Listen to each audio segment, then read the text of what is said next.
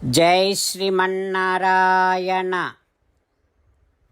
శ్రీమద్భగవద్గీత 14వ అధ్యాయము గుణత్రయ విభాగయోగము 20వ శ్లోకము. గుణాన్ ఏతాన్ అతీత్యత్రీన్ దేహే దేహ సముద్భవాన్ జన్మ మృత్యు జరా దుఃఖైః విముక్తః అమృతం అశ్నుతే. ఓం. గీతాచార్యుడు శ్రీకృష్ణ పరమాత్మ అర్జునుడితో పాటు మనందరికీ గుణత్రయ విభాగ యోగాన్ని ఉపదేశం చేస్తూ ఉన్నాడు. పరమాత్మ ఈ రకంగా అంటూ ఉన్నాడు, అర్జునా, జీవుడు సత్వరజస్తమో గుణములు శరీరానికి చెందినవి అని గుర్తించాలి. అట్లా గుర్తించి వాటి బారిన పడకుండా ఉండాలి. అప్పుడు జీవుడు ఆ గుణముల వలన కలిగేటటువంటి జనన మరణ వృద్ధాప్యముల లాంటి దుఃఖముల నుండి విముక్తుడై ఆత్మానుభవ సుఖాన్ని పొందుతాడు. అలా ఆత్మానుభవ సుఖాన్ని పొందటాన్నే నా స్వభావాన్ని పొందటం అని అంటాం. అంటూ భగవానుడు మనము తనలాంటి స్వభావాన్ని పొందే ఉపాయాన్ని చెబుతూ ఉన్నాడు. ఆ పరమాత్మ ఉపదేశాన్ని మనసారా భావన చేస్తూ మనం శరీరము కంటే వేరైనటువంటి వారమని, 3 గుణాలు సత్వరజస్తమో గుణములు శరీరానికి మాత్రమే చెందినటువంటివని, అందుకని మనము ఆ 3 గుణముల కంటే అతీతమైనటువంటి వారమని, ఆ 3 గుణముల కంటే మనము విలక్షణమైనటువంటి వారమని సంతతము గుర్తిస్తూ భావిస్తూ సకల దుఃఖముల నుండి విముక్తులము అవుతూ శ్రీకృష్ణ భగవానుని అంతటి వారము అయ్యేటటువంటి ప్రయత్నము చేస్తూ శ్రీమన్నారాయణుడిని పొందటమే జీవిత లక్ష్యముగా పెట్టుకొని శ్రీమన్నారాయణుడిని మాత్రమే శరణు వేడుకుంటూ పరమాత్మ పలికిన పలుకులను అదేవిధంగా పలికే ప్రయత్నం చేద్దాం.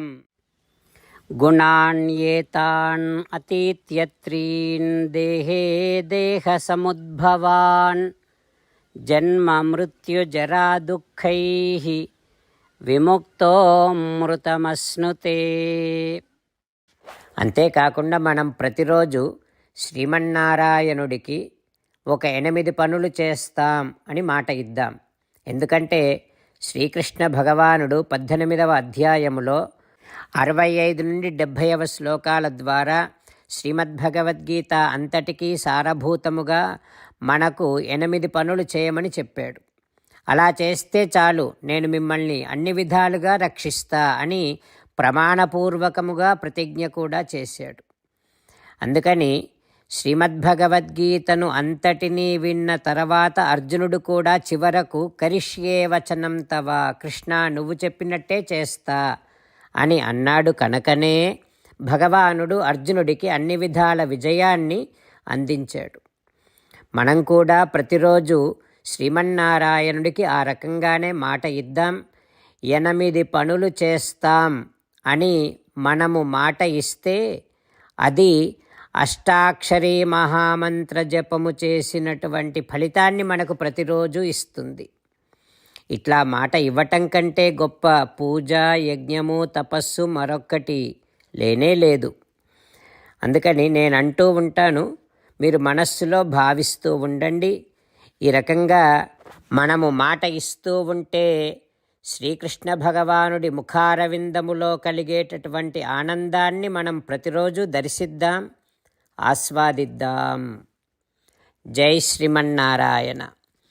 హో శ్రీమన్నారాయణ, నువ్వు చెయ్యమన్నట్టే నేను నిన్నే సంతతము ధ్యానము చేస్తూ ఉంటా.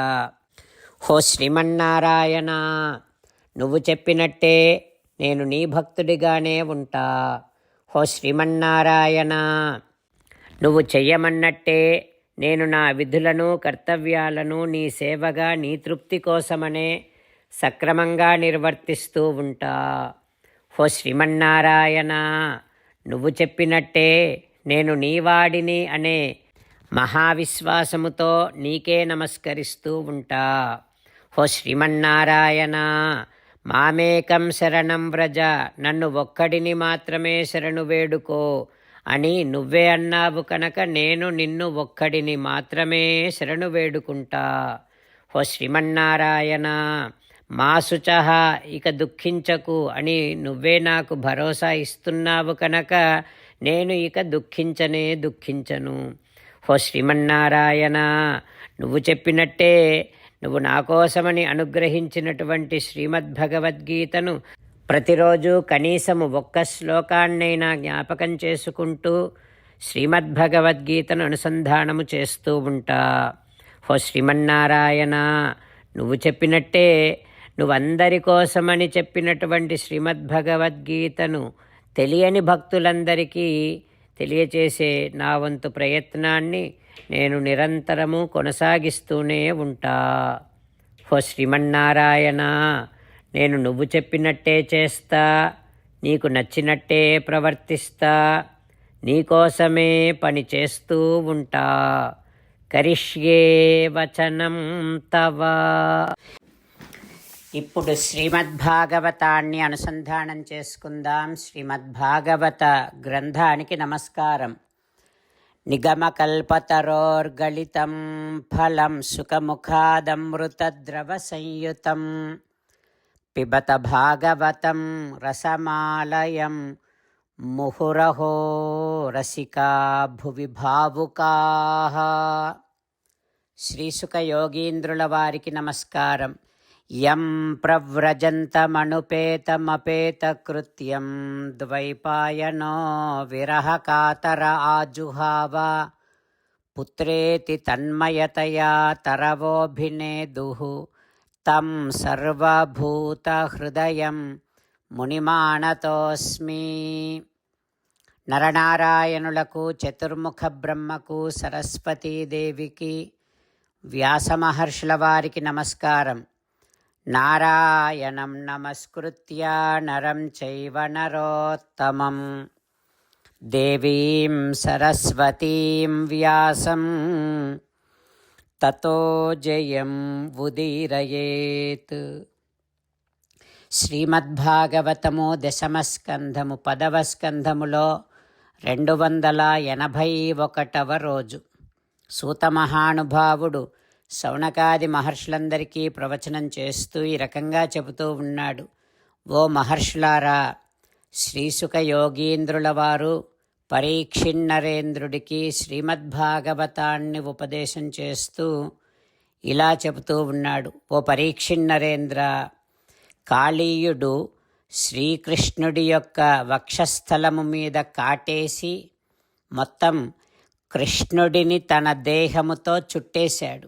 అప్పుడు అక్కడ ఉన్నటువంటి కృష్ణుని స్నేహితులందరూ ఆ సన్నివేశాన్ని చూసి ఆలోక్య తత్ప్రియసఖాః పశుపాః భృశార్తాః కృష్ణే, ఆ కృష్ణుడిని కాళీయుడు చుట్టివేయటాన్ని చూచి తమకు సర్వస్వమైనటువంటి శ్రీకృష్ణుడిని కాళీయుడు ఆ రకముగా కాటువేయటాన్ని చూచి అందరూ ఒక్కసారిగా గోపాలురంతా భయపడ్డారు.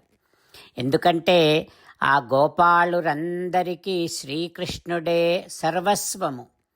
గోపాలురందరికీ శ్రీకృష్ణుడే ఆత్మా సుహృతు అర్ధ కలత్ర కామాః.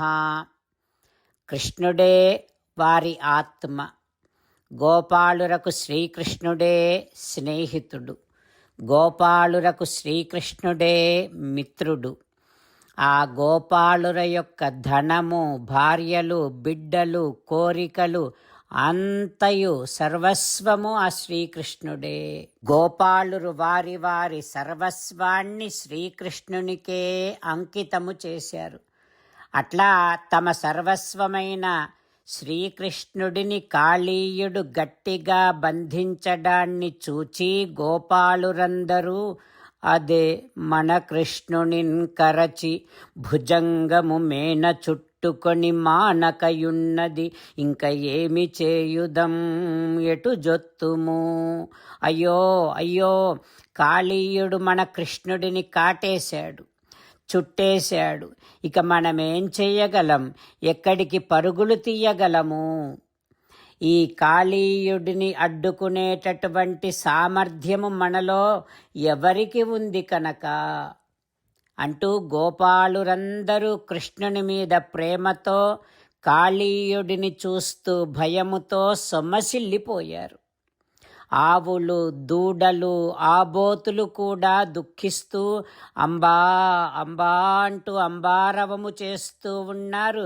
కృష్ణుడిని చూస్తూ గావో వృషా వత్సతర్యః క్రందమానాః సుదుఃఖితాః. గోవులు, గోపాలురు, దూడలు, ఆబోతులు అందరూ కంటనీరు పెట్టుకుంటూ ఉన్నారు కృష్ణుడికి ఏర్పడినటువంటి ఆ అవస్థను చూచి. ఆ తర్వాత ఏం జరుగుతుందో రేపు తెలుసుకుందాం. ఓం శ్రీకృష్ణ పరబ్రహ్మణే నమః. ఓం అస్మద్గురుభ్యో నమః. ముకుందమాల. కృష్ణో రక్షతు నో జగత్రయగురుః కృష్ణం నమస్యామ్యహం. కృష్ణేనామరశత్రవో వినిహతాః కృష్ణాయ తస్మై నమః. కృష్ణాదేవ సముత్థితం జగదిదం కృష్ణస్య దాసోస్మ్యహం. కృష్ణే తిష్టతి విశ్వమేతదఖిలం. హే కృష్ణ సంరక్ష మాం. శ్రీమద్భగవద్గీత 14వ అధ్యాయము 20వ శ్లోకము. గుణాన్యేతాన్ అతీత్యత్రీన్ దేహీ దేహసముద్భవాన్ జన్మ మృత్యుజరా దుఃఖైః విముక్తో మృతమశ్నుతే.